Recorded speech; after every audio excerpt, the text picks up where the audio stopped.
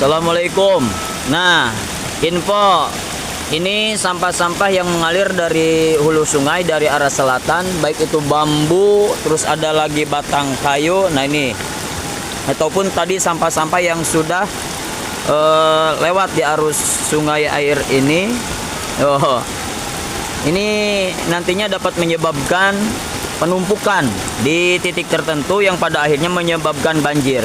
Maka dari itu perlunya dan pentingnya kita untuk sama-sama menjaga lingkungan hidup, ya, terutama jangan sampai membuang sampah sembarangan ke sungai.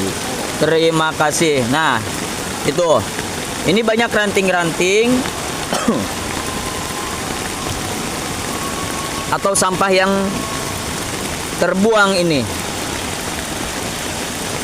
Ini sebetulnya kalau semuanya sudah sadar akan kebersihan lingkungan dan menata rapi aliran sungai, insya Allah akan tidak terjadi penumpukan sampah yang pada akhirnya berdampak banjir dan merugikan semua masyarakat, terutama yang di titik berkumpulnya sampah.